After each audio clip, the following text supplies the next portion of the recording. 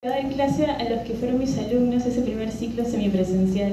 Sí, doctora, espero que sigan portándose bien.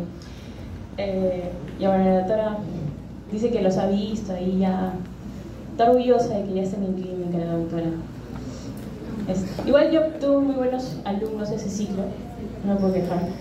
¿Quién será? Yo ni me acuerdo de mis profesores. Bien, ¿ahora sí ya todos firman asistencia? Sí, ya. Pero ellos siempre se acuerdan de mí. Bien, terapéutica. ¿Qué es terapéutica? La RAE la define como el conjunto de prácticas y conocimientos encaminados al tratamiento de dolencias. Bueno, a ver, dice, prácticas y conocimientos para el tratamiento de dolencias. Viene de la palabra griega terapéuticos, que significa la ciencia y arte de sanar, y no solamente incluye medicamentos, como aprendimos en farmacología. Terapéutica es un conjunto de muchas intervenciones que pueden ser incluso quirúrgicas. Si bien es parte de la terapéutica son intervenciones quirúrgicas, desde el punto de vista del curso no vamos a meternos mucho en esa área porque todavía no han llevado cirugía, pero sí mencionarlas y dar ciertos alcances muy generales de la parte quirúrgica. Pero sí vamos a hablar de todo lo demás: terapia física, medidas dietéticas, cambios en estilos de vida e incluso uso de dispositivos médicos. Todo esto va a ser cómo es que van a manejar las diferentes patologías que van a ver durante el curso. Entonces, para eso es terapéutica. Bien. Ahora, ¿cómo se define farmacología clínica? Es la farmacología, farmacocinética, farmacodinamia, pero orientado al ser humano. Por eso es que ve aspectos clínicos. Entonces, ustedes aprendieron en farmacología que para que se desarrolle un fármaco demora mucho tiempo, y que para que un fármaco pueda salir a la venta, ¿no? Tiene que pasar diferentes etapas. Parte de eso lo vamos a repasar ahora. ¿Y cuál es la finalidad del desarrollo de medicamentos? O sea, ¿para qué creen que se desarrolla un medicamento?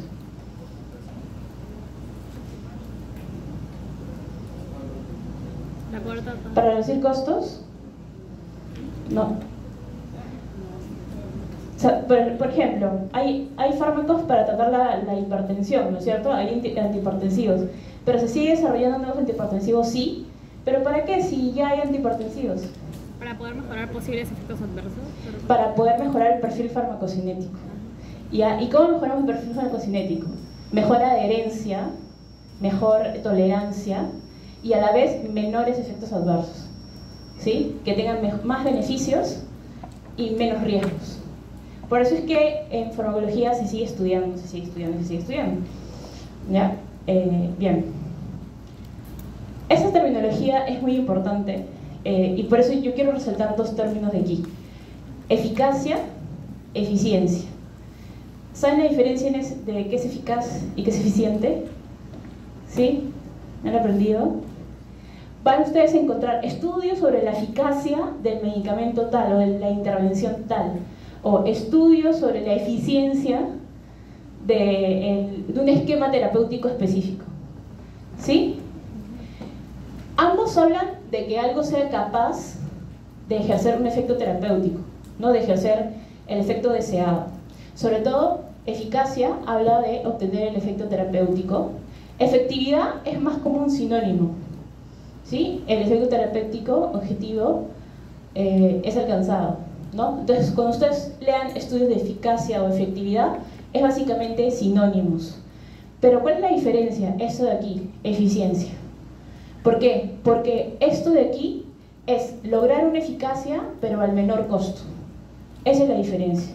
Entonces, cuando ustedes quieren tratar una población, imagínense que el medicamento sea muy bueno o que la intervención quirúrgica sea excelente, pero cuesta millones poder tratar a uno.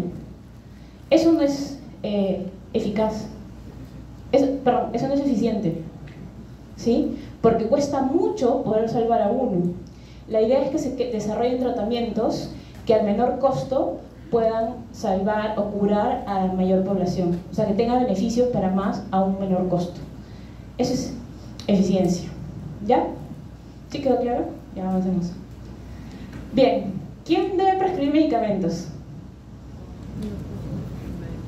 Los médicos. Ustedes van a ser médicos, ya están ya a 2 añitos nada más de ser médicos y de comenzar a prescribir medicamentos, ¿verdad?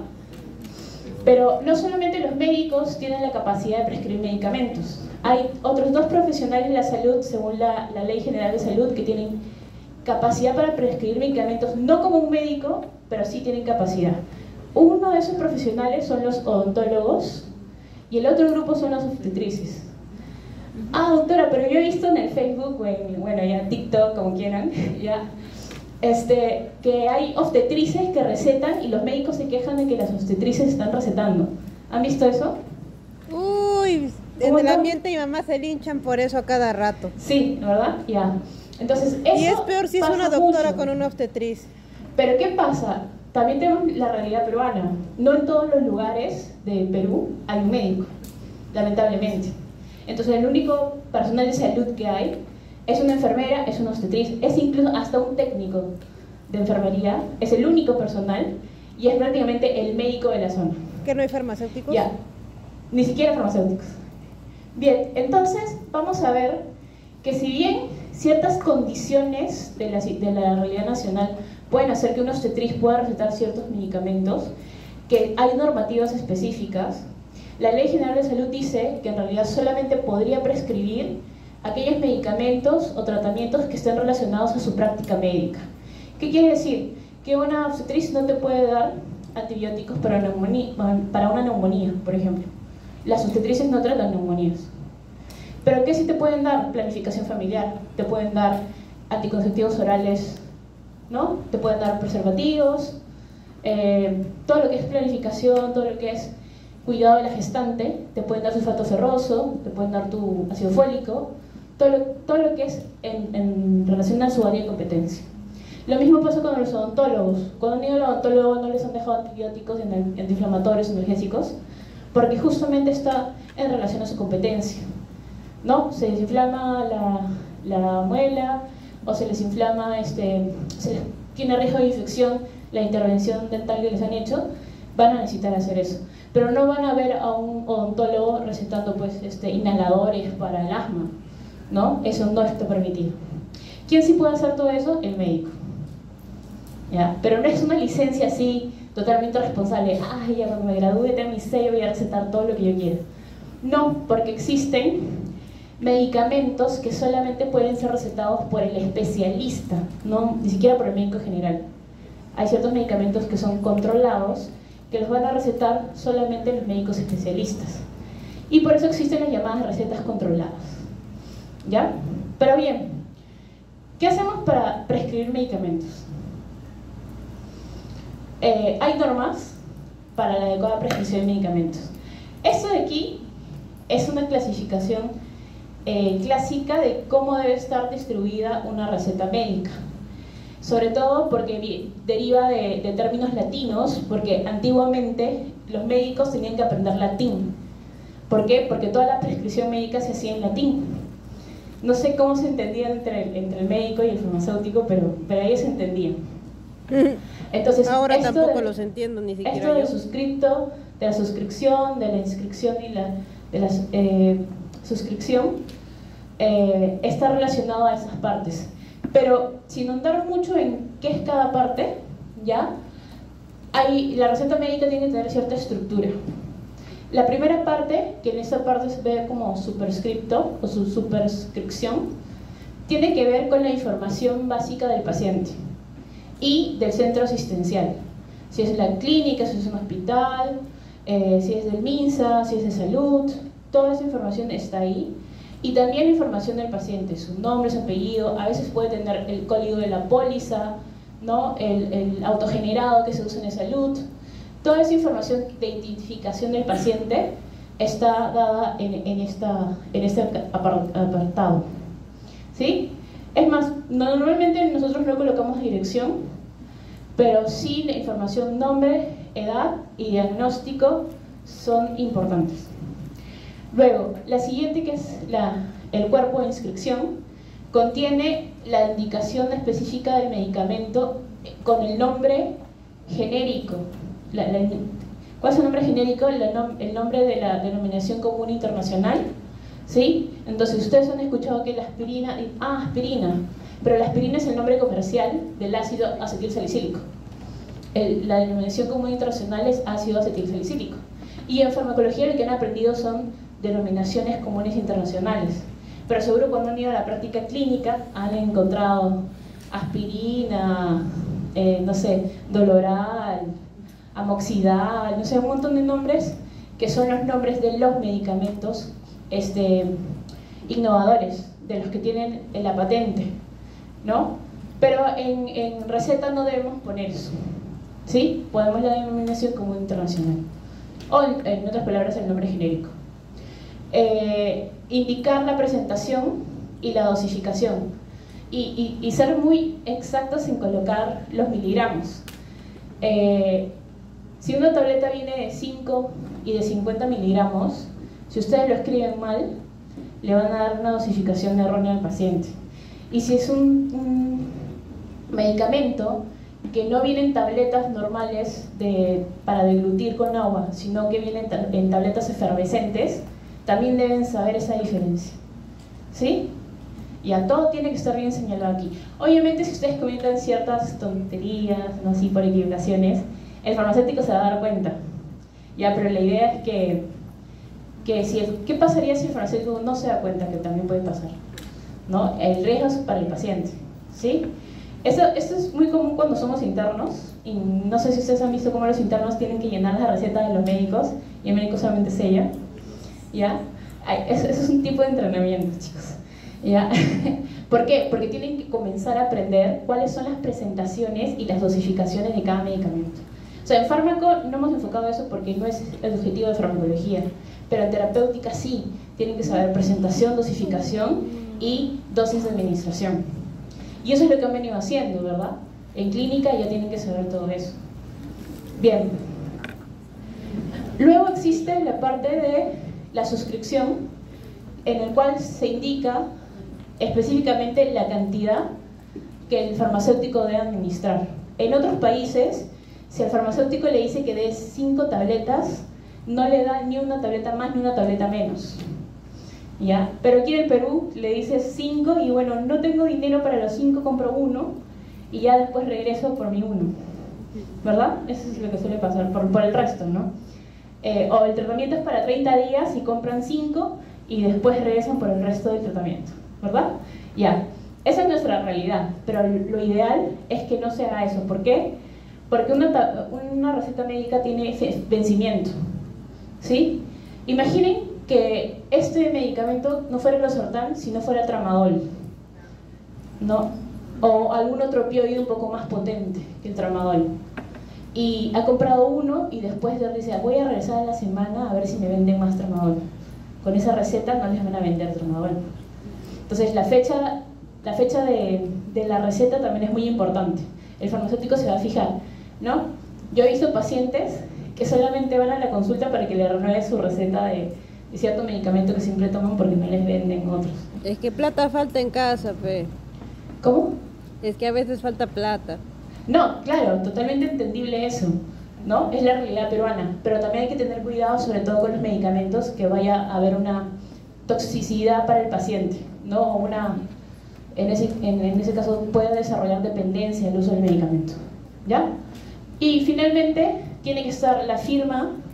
En nuestro caso tiene que estar la colegiatura, el colegio médico. No es que se gradúen, se van a colegiar y les van a dar su CMP, que creo que ya está en, no sé, 100.000. ¿Qué es eso? ¿Ya? Y bueno, tiene que estar firmado y dice cuántas veces se debe surtir. A veces, sobre todo en salud, les dan por triplicado la receta, ¿no? Les dan para 3 meses y tienen fecha de emisión y fecha de vencimiento. No lo van a poder recoger en otra temporalidad. Bien, esto es una receta del MINSA. Los que han rotado por hospitales del MINSA deben estar familiarizados. Fíjense que la estructura es distinta, pero la información es muy similar, porque está la información del establecimiento, la información del paciente y qué tipo de seguro tiene, dónde se atendió, la especialidad, el tipo de medicamento, la formulación, la cantidad, y tiene que también ir las indicaciones que se le da al paciente. ¿Cómo lo va a tomar? Uno tiene que ser muy consciente de educar adecuadamente al paciente en la administración de fármacos. Recuerden, Si yo no digo a mi paciente que lo tome en ayunas, lo va a tomar con el desayuno, almuerzo y cena. ¿Ya? Eso es muy frecuente. Entonces todo eso tiene que estar indicado. No tomar con alimentos, se toma en ayunas. Eso hay que colocarlo. ¿Ya? Y no solamente se colocan los medicamentos, sino anotar recomendaciones generales. ¿Cómo qué? Como que aparte del medicamento tiene que hacer una dieta específica. No consumir nada que tenga colorantes ni preservantes, todo natural, por ejemplo. Ya todo eso tiene que estar en la indicación del DRP. ¿Sí? Entonces no solamente sirve para medicamentos, sirve para cualquier otro tratamiento dentro de la terapéutica del manejo de la enfermedad. ¿Ya? Esta es una receta de salud que es manual, generalmente se da en emergencias, y estas son las recetas que normalmente te dan ya computarizadas en salud, ¿no? Tiene mucha más información en relación al seguro, ¿no? del paciente, pero en términos generales va a tener una información muy parecida, sin importar qué tipo de receta sea.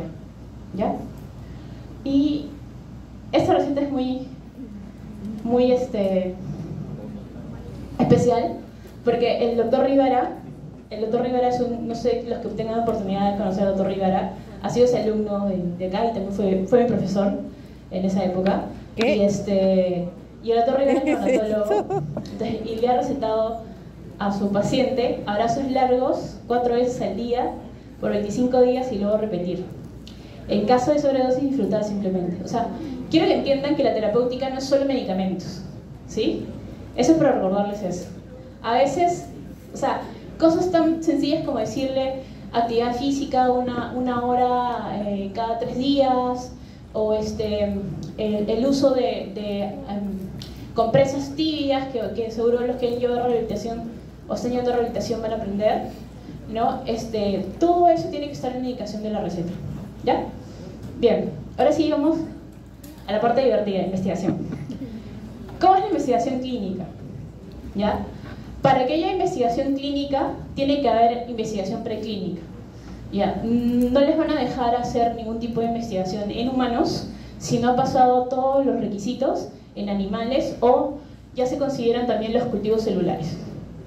¿Ya? Si un nuevo fármaco que se va a desarrollar no tiene estudios de seguridad preclínicos, donde se desarrolle cuál es el mecanismo de acción, cuáles son los efectos adversos, si tiene fetotoxicidad, si tiene genotoxicidad, si causa teratogenia, si causa toxicidad a nivel patológico, toxicidad aguda, toxicidad crónica, subcrónica, todos esos estudios preclínicos que se hacen en animales y actualmente ya está aceptado por la OMS cultivos celulares, no les van a dejar pasar a las fases de ensayos clínicos.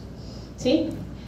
Bueno, una vez que pasa todo lo previo, ya vamos a las fases clínicas, que es básicamente el tema de ahora, y son 4 fases, de las cuales 3 son previos a la aprobación de comercialización del medicamento, y la fase 4 es una fase de supervisión.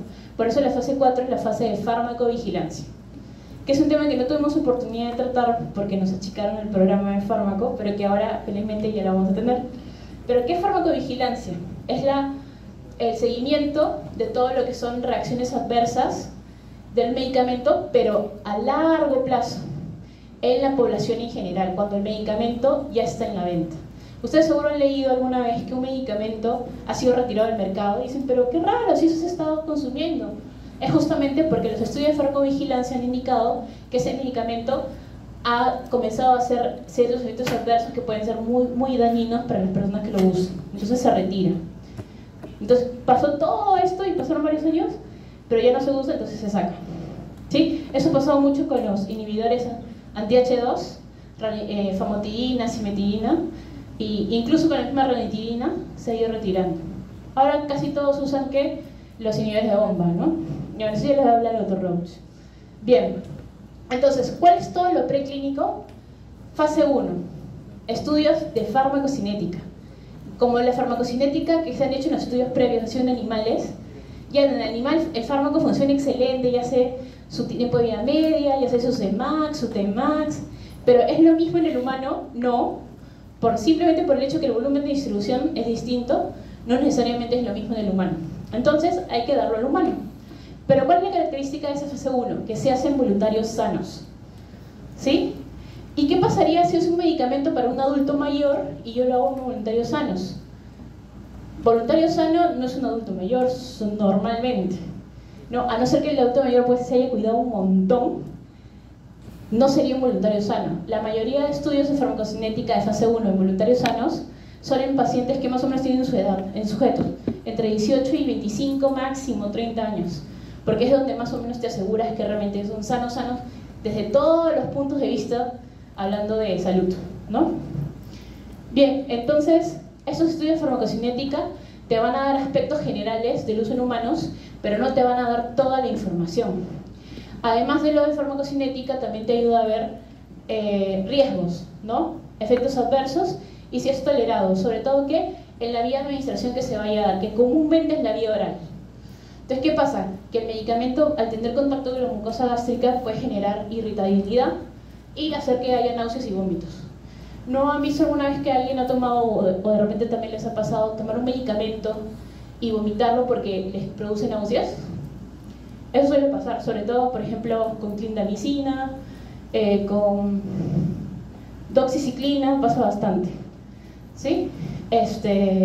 Bien, entonces eso es fase 1. Y vean que la cantidad de personas para un estudio de fase 1 es pequeño.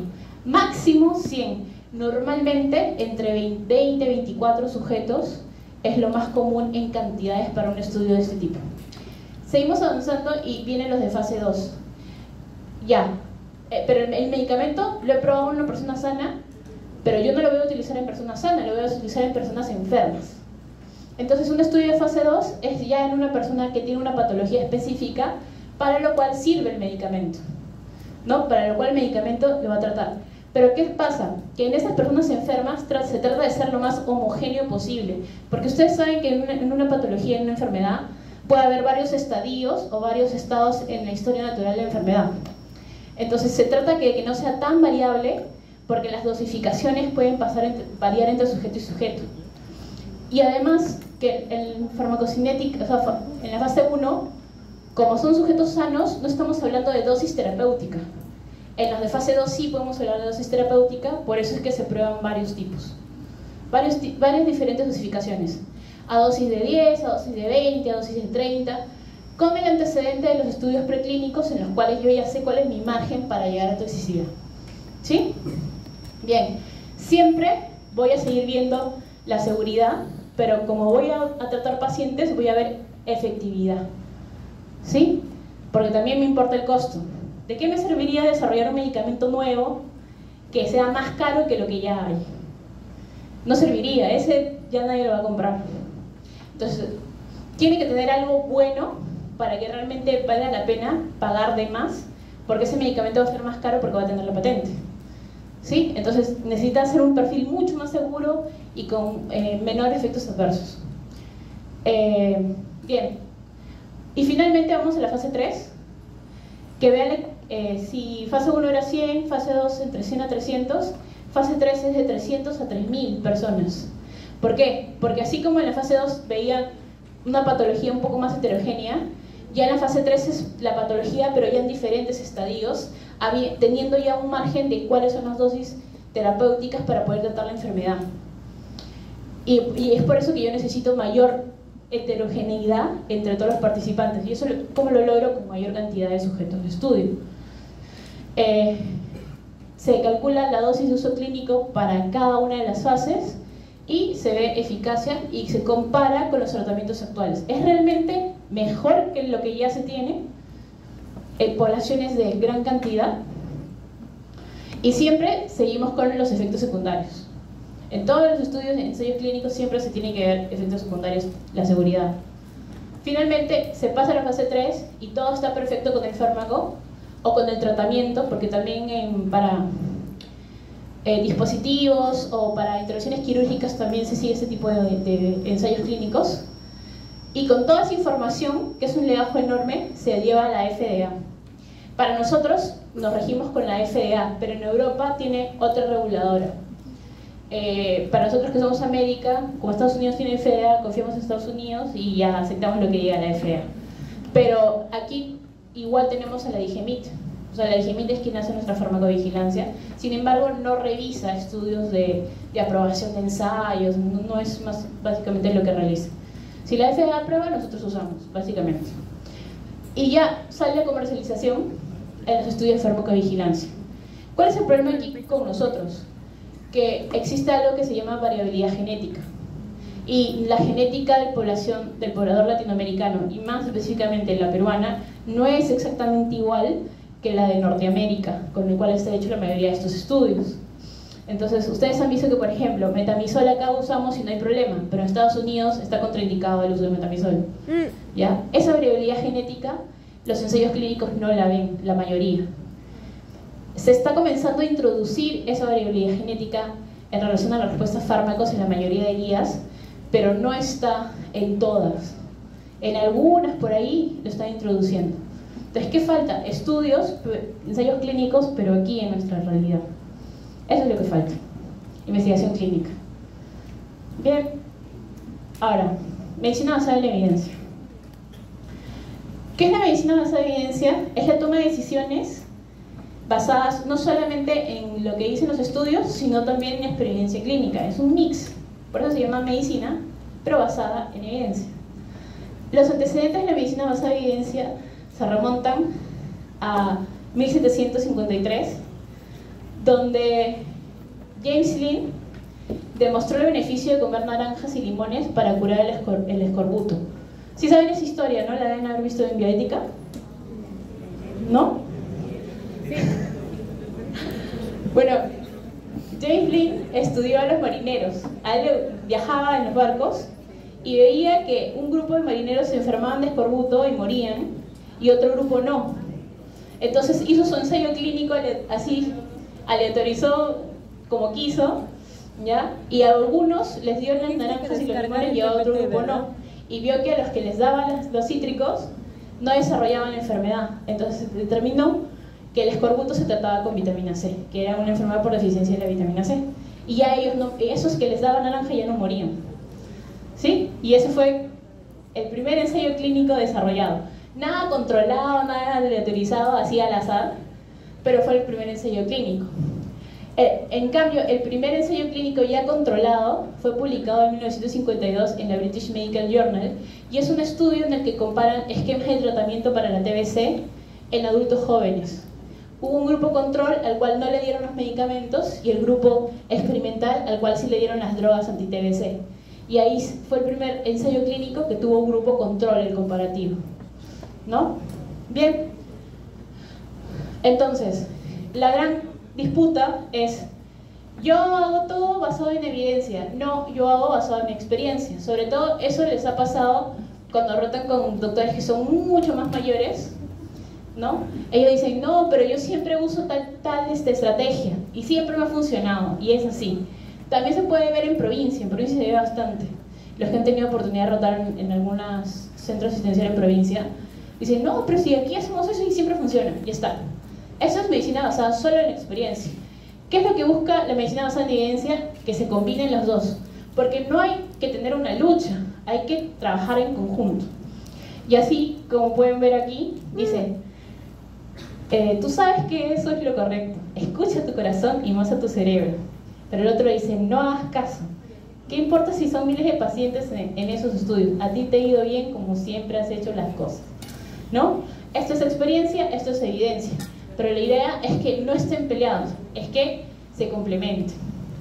Y así, en 1991, Gordon Guyatt introduce el término de medicina basada en evidencia en un intento porque los investigadores clínicos se amisten con los clínicos que tenían años de experiencia tratando pacientes y decían, pero mi estudio ha dicho eso. Chicos, un estudio no es la evidencia absoluta. Es un conjunto de estudios aunado con la experiencia clínica lo que genera una recomendación de una guía clínica. No es que el estudio que acaba de salir en el New England Journal sobre, no sé, el uso de glucocorticoides en cierta enfermedad dice que hay que darlo sistémico siempre. ajá, ya, entonces hoy día cambiamos toda la terapéutica y ya no damos corticoides inhalados, solo sistémicos. No, o sea, es todo un consenso de diferentes estudios en diferentes tipos de intervenciones las que van a determinar que realmente esa es la mejor evidencia. ¿Ya? Entonces, este señor trató de que ya no se peleen y de integrar todo en una estrategia llamada medicina basada en evidencia. Entonces, ¿por qué es importante? Porque la medicina basada en evidencia quiere, para nuestros pacientes, que juntemos la mejor evidencia de las investigaciones, la corroboremos con la experiencia clínica según los recursos que tenemos y que a la vez la adaptemos a las características de mi paciente en relación a valores y las preferencias con el paciente. Ya, yo no puedo obligar a un paciente que reciba un tipo de tratamiento porque la evidencia me dice que ese es el mejor, si es que mi paciente eso le va a incomodar o no va a estar de acuerdo. Toda la decisión es autónoma en el paciente. Entonces, si yo integro las características de mi paciente, sus valores y sus preferencias con la experiencia clínica y la mejor evidencia, voy a tener la decisión más óptima en el tratamiento específico de mi paciente. Y aquí también incluye todo lo que hablamos hace un rato acerca de la variabilidad genética, porque existen los famosos polimorfismos, ¿no? Y la respuesta variable de los fármacos, que hace que ahora actualmente se hable de medicina personalizada, ¿no? O la medicina de precisión. Bien, esta es la pirámide de la evidencia, la clásica, la que todos deben haber visto en metodología de investigación o en tesis, ¿sí? ¿Cuál es la base de la pirámide? Los estudios, la información es previa, opiniones de expertos, protocolos que no están basados en medicina. Se comieron los... Luego sigue informes de casos individuales, un caso clínico, así, un reporte de un caso. Luego sigue series de casos. Luego sigue estudios de cohorte, ¿no? Estudios de seguimiento. Luego vienen los ensayos clínicos controlados pero no aleatorizados. ¿Qué es controlado? Que tengo un grupo control. ¿Qué es aleatorizado? Que la asignación a los grupos experimentales se han dado por el azar. Eso es aleatorizado. Entonces, esto quiere decir que tiene un grupo control, pero que la asignación a los grupos experimentales no fue al azar. Y este, que es el ensayo clínico controlado y aleatorizado, sí. ¿Qué hace eso? Que la capacidad de cometer errores sea menor. Disminuimos los sesgos de selección en este caso. Ahora, existe la literatura valorada clínicamente mediando por protocolos basados en evidencia. O sea, con todos estos ensayos clínicos, yo voy a generar protocolos que luego van a hacer revisiones sistemáticas y el top es el metaanálisis. ¿Sí? ¿Saben lo que es un metaanálisis, chicos? ¿Quién sabe? Levante la mano. ¿Nadie? Sí, es común que la mayoría no sepa que es un metaanálisis, pero una revisión sistemática, que es un resumen de varios estudios clínicos, tiene una estadística especial llamada metaanálisis. Cuando cumple ciertas condiciones para poder hacer ese tipo de estadística. Y alguien, bueno, si no saben qué es un metaanálisis, no creo que nadie sepa interpretar una gráfica de metaanálisis. Entonces, ¿por qué? Porque la mayoría de preparación médica no está hecha para que te revisen cada uno de los artículos de todos los estudios clínicos que hay en todo el mundo acerca de un determinado tema. Imagínense si tuvieran que leer todos los ensayos clínicos que existen en el mundo. Es demasiada información, ¿verdad? Sí. Entonces, a la pirámide se han propuesto modificaciones.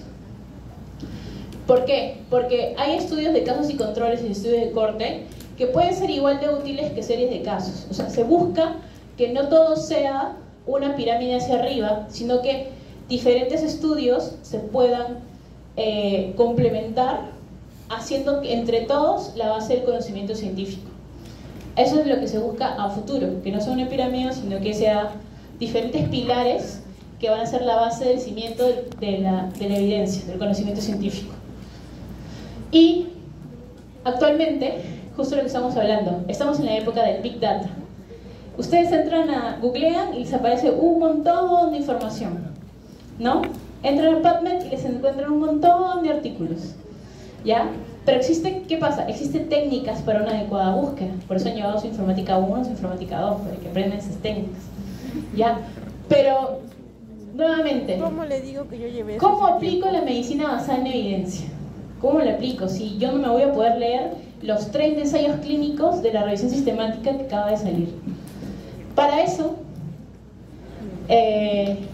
primero, necesito hacer un proceso de decisión médica basada en evidencia. ¿Se acuerdan de esto? ¿De la pregunta pico? ¿Sí? Eso que aprendieron en metodología y de repente en tesis también. Viene ya Van a llevar tesis. Ya. Bueno, eso que aprendieron en metodología y van a aprender en tesis. Ya, esto es importante para definir su pregunta de búsqueda cuando ustedes quieran buscar en los repositorios que tiene evidencia científica. Entonces, tienen paciente, intervención, comparación y outcome que quiere recibir resultado. Y aquí hay una pregunta. En niños menores de 5 años, ¿el uso de corticoides inhalados será mejor que el uso de corticoides sistémicos en el control de las residuos del broncoespasmo? Paciente, niños menores de 5 años. Intervención, ya, el uso de corticoides inhalados. El grupo de comparación son los corticoides sistémicos. Y el resultado, evitar, controlar las residuos del broncoespasmo, ¿no? El resultado.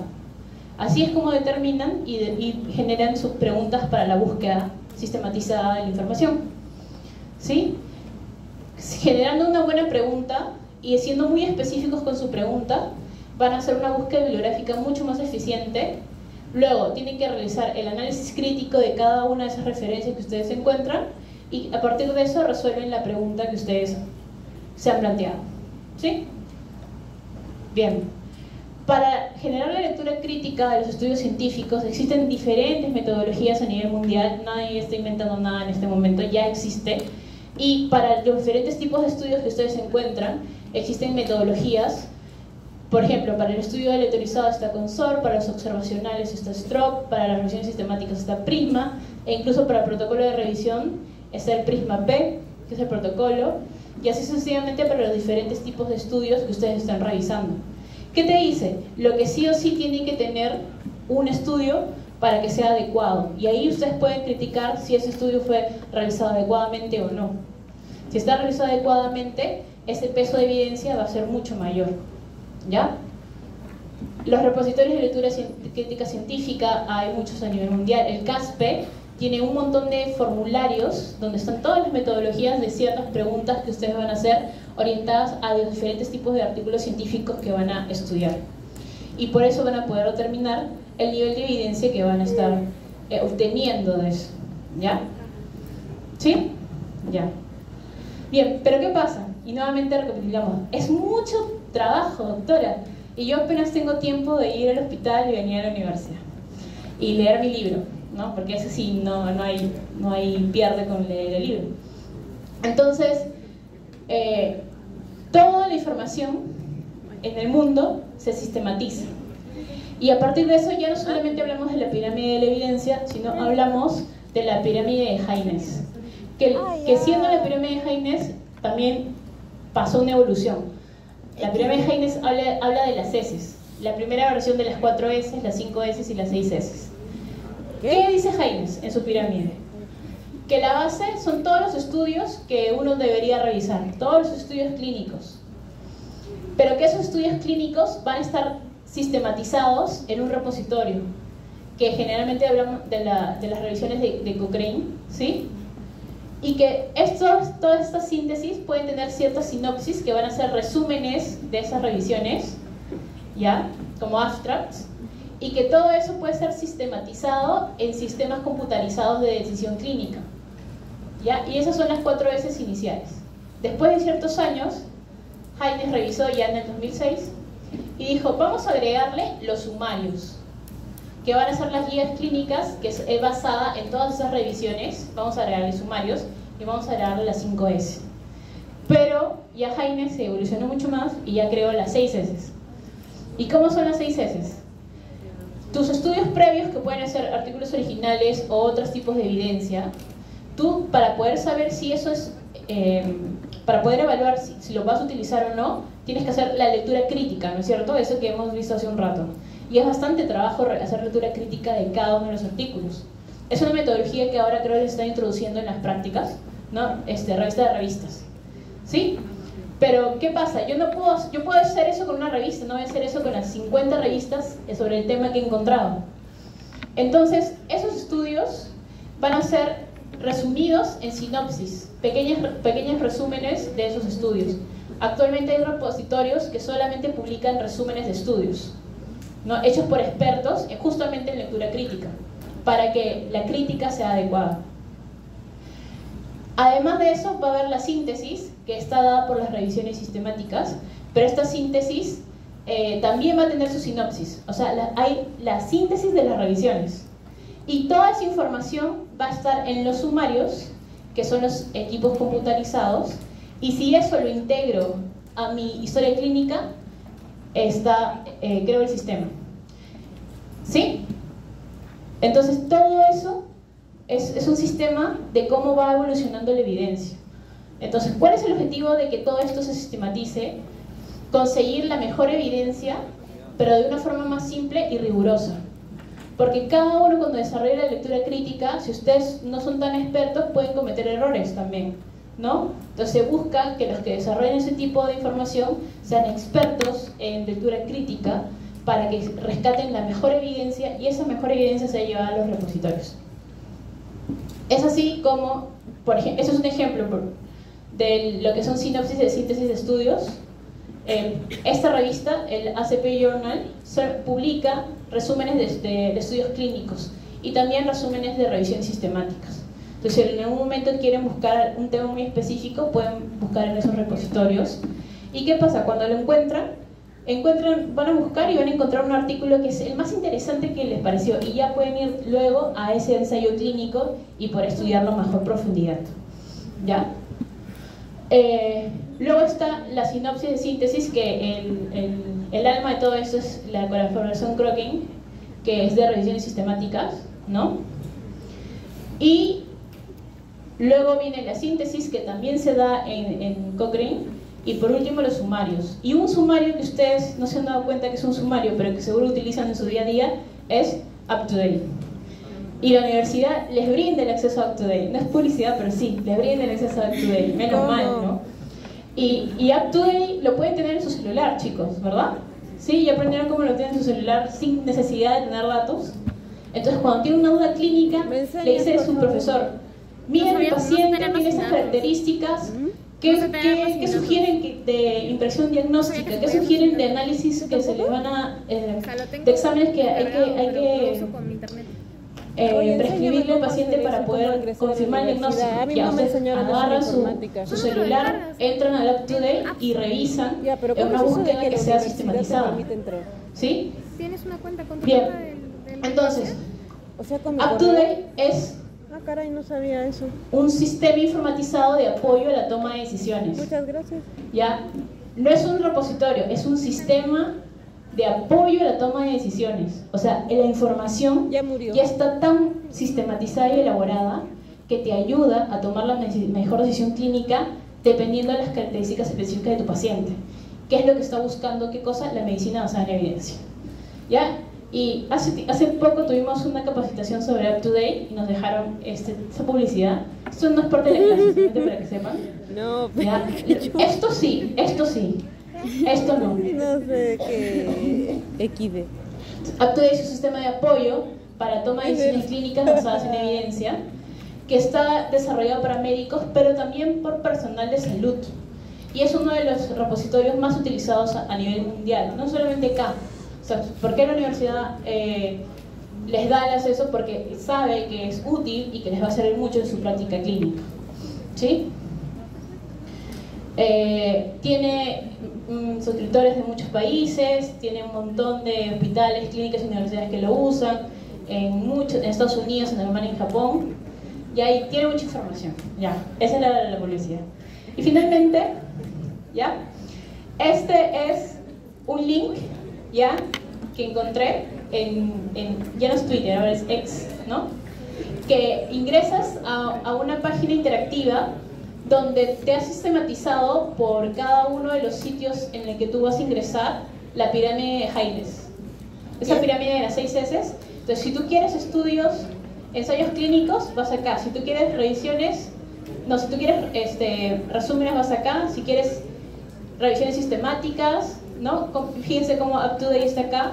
Clinical Key Student es un repositorio y Clinical Key es otro repositorio. Entonces Clinical Key está aquí, junto con UpToDate a este nivel. Y esta escala es cuando ya la información está integrada a la historia clínica del paciente. Que hay ciertos sistemas en ciertos hospitales que sí está integrado. Entonces clic y puedes ingresar a toda la información que hay acerca del diagnóstico que le has puesto al paciente. ¿Sí? Eso es lo que se busca a futuro, pero no todos los hospitales lo tienen. ¿Ya? Y creo que eso es todo, chicos. Ya me apuré. ¿Sí?